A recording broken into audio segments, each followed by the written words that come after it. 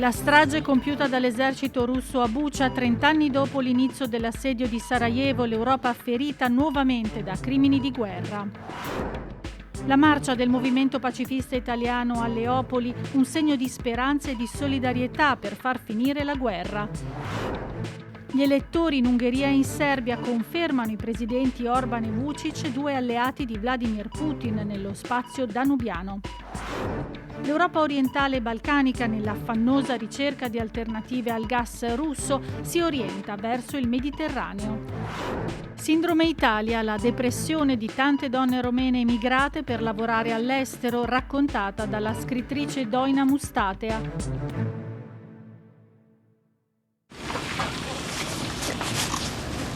Сейчас хвилинку.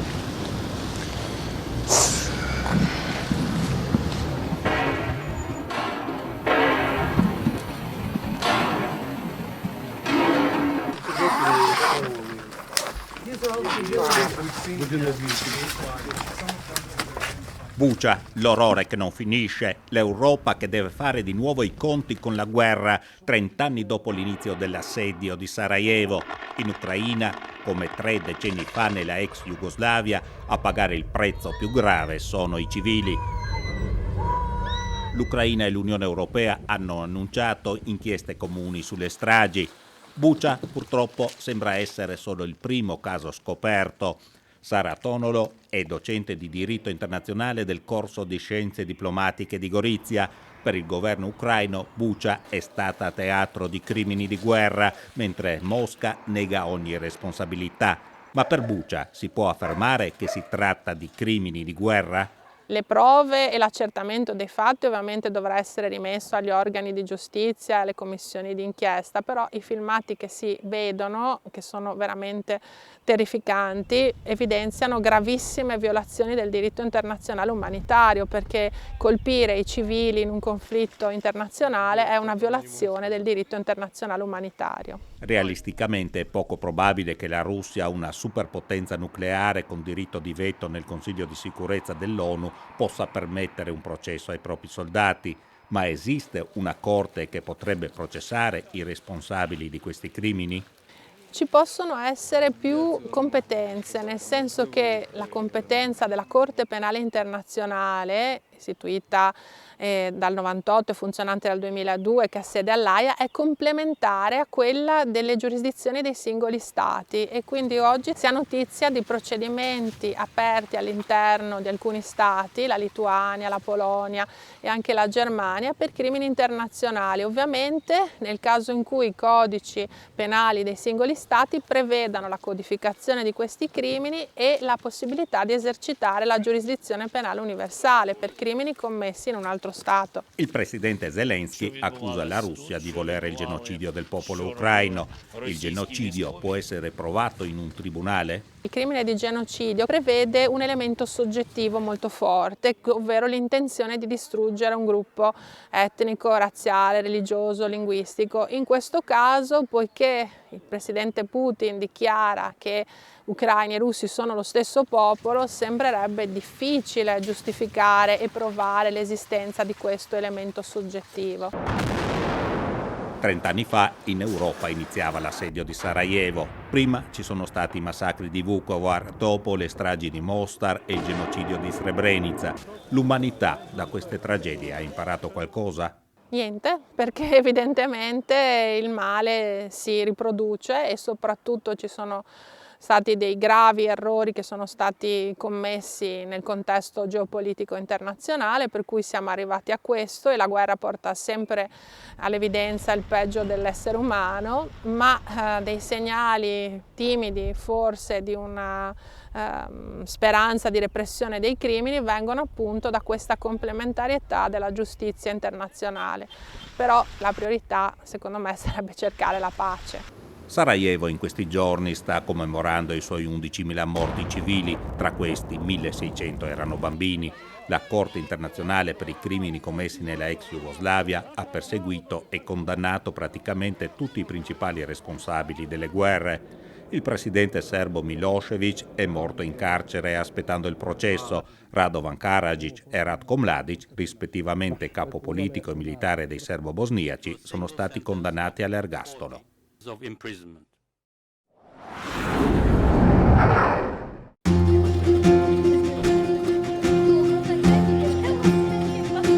Non è ancora l'alba, quando i pulmini, i furgoni, i SUV iniziano a confluire nel punto di ritrovo appena fuori dal casello autostradale di Gorizia. Arrivano da Roma, Firenze, Bologna, Milano e sono diretti verso Leopoli, in Ucraina. Una carovana della pace composta da 200 persone, cooperatori, volontari, semplici cittadini, rappresentanti della società civile e della galassia cattolica. L'obiettivo è portare aiuti alla popolazione che sta affrontando la guerra, poi riportare in Italia quanti più profughi possibile. Paradossalmente, lo scopo più importante della missione è il messaggio politico. È soprattutto un messaggio che significa costruzione della pace, perché pur nella diversità di opinioni e contributi noi riteniamo che non vi possa essere una costruzione di pace con la violenza, con l'uso della forza. Le insegne magnetiche vengono posizionate sui mezzi e il viaggio parte. 1400 km, 6 paesi attraversati, una diagonale che taglia a metà la Mitteleuropa. I volontari dell'Associazione Papa Giovanni XXIII e delle altre realtà del convoglio dormono nelle parrocchie, negli ostelli, nei sacchi a pelo. La colonna sonora è composta dagli allarmi delle app dello smartphone che annunciano le allerte bomba. Neanche la neve ha fermato l'avanzata pacifica. Ma perché così tante persone hanno scelto di mettere a rischio la loro vita per aiutare gli ucraini? Di fare qualcosa per gli altri è impagabile. Perché la vita di queste persone vale tanto quanto la nostra, è giusto che noi ci muoviamo, ecco. Quando i 70 mezzi passano la frontiera di Korczova a Krakowicz e raggiungono Leopoli, lo sbarco dei materiali portati dall'Italia è frenetico. Cibo, oggetti che non si trovano più in Ucraina, soprattutto medicinali. Di quelli c'è sempre bisogno. Forse le cose più importanti, le cose più necessarie sono i medicinali, perché sono difficili da comprare qui, da trasportare qui. A coordinare lo smistamento dei materiali fra le varie città del paese c'è l'associazione Ukrainian European Perspective, che collabora strettamente con la Papa Giovanni XXIII. Per qualche ora i caravanieri di Stop the War Now si fermano a riposare in un seminario della Chiesa greco-cattolica che ha messo a disposizione una palestra. Una grande camerata costellata da sacchi a pelo. Il clima è disteso, inevitabile, il parallelo, con l'altra grande stanza così adibita. Un intero piano della stazione di Leopoli è una sala d'aspetto per i profughi che scappano dal paese, bambini, disabili, donne disperate. Il trampolino verso la Polonia e l'Occidente è qui. Bisogna però arrivarci, cosa non facile. Il racconto di 2 donne di Donetsk. La zona sua era un po' più tranquillo, nelle zone periferiche limitrofe era molto più problematico e quando loro sono partiti è iniziato anche nella sua città a essere molto bombardato e non tranquillo. Si sono spostati inizialmente in autobus e poi c'è stata la proposta che si potevano spostare in Italia e lì sono stati accolti in un luogo, in una camera per bambini, quindi in un posto molto tranquillo, sono stati seguiti. Una sua preoccupazione era quella che il gatto potesse dare fastidio, però è andato tutto bene. I volontari locali incrociano i nomi con l'elenco di posti disponibili e piano piano le famiglie salgono sui bus italiani e partono verso la frontiera. Gli altri, quelli che ancora rimangono, guardano i partenti con invidia, ma in fondo il loro è un viaggio verso l'ignoto, così lontano da casa. È una giornata molto intensa e particolare perché stiamo portando a casa delle famiglie, dei bambini che ovviamente adesso andranno a ricostruire una loro vita a Bologna. C'è già chi li aspetta, quindi entriamo a casa adesso, dai.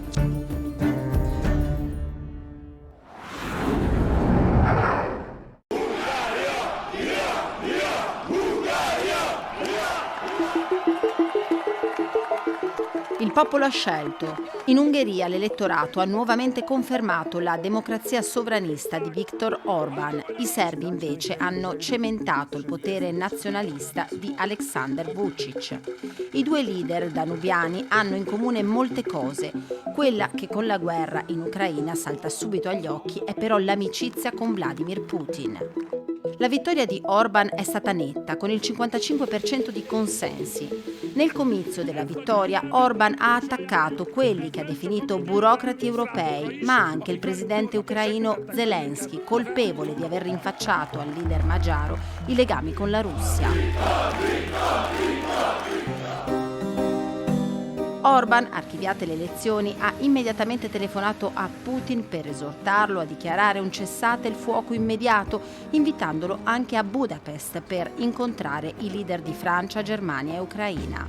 Lo storico Stefano Bottoni spiega i motivi che spingono gli ungheresi a votare per l'attuale primo ministro. Viktor Orban ha successo in milioni di ungheresi perché rappresenta le loro speranze e in questo momento le loro paure. Ha parlato di pace, ha parlato di bollette, quindi di tariffe energetiche, ha dipinto l'opposizione come una cozzaglia di guerrafondai e ha promesso di tenere l'Ungheria fuori dal conflitto russo-ucraino. E ha conquistato nelle campagne, ma anche nei ceti istruiti delle città, un consenso trasversale che ormai dura da decenni. Gli ungheresi nella storia però hanno subito l'autoritarismo russo. Nel 1848 e poi nel 1956, quando i cingoli dei carri armati sovietici schiacciarono la rivolta di Budapest. Perché allora gli ungheresi votano per un leader amico di Putin? La destra ungherese, che come quella polacca ha una tradizione consistentemente antirussa, antisovietica lungo tutto il Novecento, ha subito una profonda rimodulazione ideologica dai primi anni 2000. Viktor Orban nasce come leader politico della destra antirussa, antisovietica e trasforma se stesso, ma anche il suo elettorato negli ultimi 15 anni, anche nei rapporti con la Russia. E il suo elettorato lo segue anche su questo.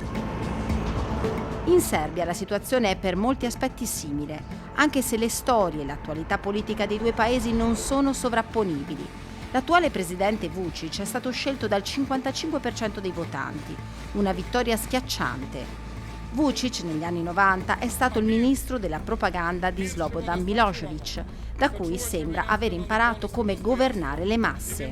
Fortissimo controllo dei media, controllo dell'apparato statale e controllo, direi, anche della appunto opinione pubblica. L'alleanza tra Vučić e Vladimir Putin è stretta. Nel 2019 e nel 2020 la Serbia ha partecipato a manovre militari comuni insieme a Bielorussia e Russia, un'alleanza gradita alla maggioranza dei serbi che nel 1999 furono bombardati dalla NATO. Lui non è soltanto un stretto alleato di Putin, quanto è e si vuole soprattutto presentare come un mediatore, come uno che gioca su due sedie fra l'Europa e la Russia, e per certi versi questo è un altro dei motivi per cui in qualche modo ha avuto tanto sostegno popolare, perché cerca in qualche modo di presentarsi come mediatore. Dopo le elezioni Vladimir Putin ha telefonato a Vučić e durante il colloquio sarebbe stato confermato l'impegno a sviluppare il partenariato strategico russo-serbo e ad espandere i legami commerciali ed economici anche in campo energetico.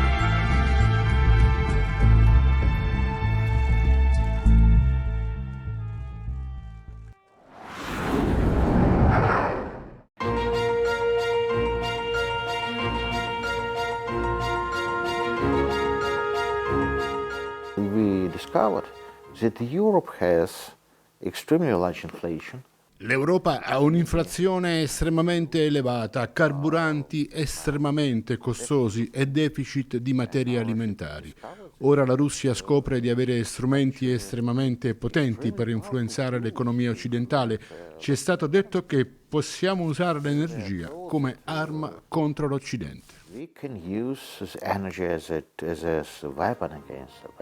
È molto esplicito Kirill Koktish, analista politico all'Istituto per le relazioni internazionali di Mosca, riguardo il decreto firmato da Vladimir Putin sul pagamento in rubli del gas russo nei confronti di paesi e regioni ritenuti ostili. A reagire risolutamente i paesi baltici dopo qualche giorno l'annuncio della rinuncia totale ed immediata all'importazione di gas russo. Utilizzeranno le riserve immagazzinate nei depositi sotterranei della Lettonia, che come l'Estonia e la Lituania ha da tempo iniziato un processo di cambiamento nella politica energetica. Se possiamo farlo noi, può farlo anche il resto d'Europa, dice il presidente lituano Gitanas Nausėda, che annuncia il disaccoppiamento del suo paese dalla rete elettrica russa, senza aspettare che il progetto di sincronizzazione con il sistema dell'Europa continentale sia completato nel 2025. Un interesse strategico ancora di più per i paesi baltici, che avvertono una minaccia incombente. Preferirei non dire quale potrebbe essere il prossimo obiettivo, ma se Putin avrà successo in Ucraina è assolutamente chiaro quale sarà il prossimo obiettivo. Anche la Polonia, che ha accolto fino ad oggi quasi 2 milioni di profughi ucraini, annuncia provvedimenti per tagliare entro il 2022 le importazioni di idrocarburi, petrolio, gas e carbone dalla Russia. Il piano più radicale in Europa, lo definisce il primo ministro Morawiecki. La Polonia fa parte del gruppo di paesi che per tutto lo scorso mese di marzo si sono visti addirittura aumentare da Gazprom il flusso di gas. È successo anche ad Italia, Turchia, Bulgaria, Grecia e Croazia, che con il colosso russo ha firmato forniture fino al 2027. Tutti da tempo esplorano altre strade per sottrarsi alla dipendenza energetica di Mosca. Dopo l'attivazione 2 anni fa del gasdotto Balkan Stream, prolungamento del Turkish Stream considerato già dagli americani mossa geostrategica della Russia, la stessa Bulgaria ha allargato le sue opzioni, per esempio con la partecipazione della compagnia nazionale bulgara Transgas al terminal di GNL gas naturale liquido in Grecia. Il progetto deve ancora decollare, nel frattempo contro l'aumento dei prezzi anche i greci si organizzano. Vado dall'altra parte per fare il pieno, vado avanti e dietro 2 volte la settimana, costa meno. Fino a qualche mese fa facevo il pieno in Grecia, ora è più conveniente attraversare il confine e andare in Bulgaria. Con scelte operate già prima della crisi ucraina, la Grecia ha rivisto la sua politica energetica. L'accordo di cui fa parte anche Cipro, siglato con l'Egitto, consentirà ai 3 paesi di condividere sino a 2000 megawatt attraverso il più lungo cavo sottomarino al mondo, quasi 1400 km, costo 2 miliardi e 700 milioni di dollari. E anche all'Egitto guarda l'Unione Europea per rendersi indipendente dagli approvvigionamenti russi, che vorrebbe diminuire di 2/3 già alla fine del 2022, diversificando fonti ed infrastrutture. Assieme ad USA, Qatar, Africa occidentale, Algeria, Azerbaigian e Norvegia c'è anche il paese di Abdel Fattah al-Sisi, dove 5 anni fa la multinazionale italiana Eni ha scoperto il più grande giacimento di gas mai rinvenuto nel Mar Mediterraneo, 100 km quadrati a 1450 metri di profondità. L'Egitto è oramai autonomo nel soddisfare la domanda interna ed in procinto di esportare le sue risorse di GNL.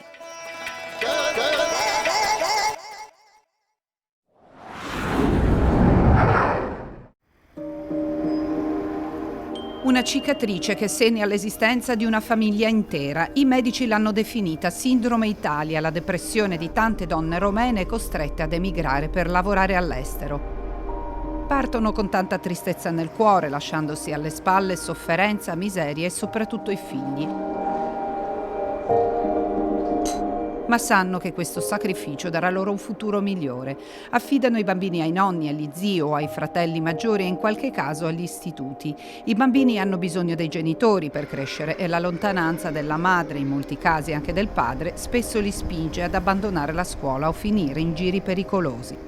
La donna è il supporto della famiglia rumena, è perché la donna può darsi è più coraggiosa e più responsabile più che altro. E per quello tantissime donne si ritrovano da sole in Italia e non solo a lavorare per poter mantenere le famiglie. Doina Mustate ha vissuto 20 anni in Italia e ha raccolto le storie di queste donne in 3 libri. In Romania sostiene le famiglie in difficoltà aiutando i figli lasciati soli, quelli che vengono chiamati orfani bianchi. Sono circa 300.000, numero che include anche i bambini vittime dell'incuria dei loro genitori per problemi di disagio sociale, violenza domestica e povertà. Tra questo progetto ho incontrato tantissimi casi in cui i maschi, i padri, vergognosamente nel momento in cui si ritrovano in difficoltà di averne un figlio malato, di averne più figli, e abbandonano le famiglie, purtroppo. Ripeto, non è una cosa generalizzata, però succede abbastanza spesso. Il disagio e la povertà segnano in modo indelebile le vite di questi bambini. Depressione, senso di colpa e di abbandono, e in qualche caso si arriva anche al suicidio. Bambini che abbandonano la scuola, vivono in condizioni sanitarie precarie e in certi casi vengono esposti alle reti di prostituzione e al traffico degli esseri umani. Ma per fortuna sono tante anche le storie a lieto fine. Nel libro di Doina c'è la lettera di una ragazza diventata medico che ringrazia la madre, che non vedeva mai da bambina, per averle regalato col suo sacrificio un futuro migliore. Oggi io sono cresciuta e tu sei invecchiata. Guardo le tue mani piene di rughe e le bacio, perché quelle mani hanno portato il pane sul nostro tavolo e mi hanno fatto diventare quella che sono oggi.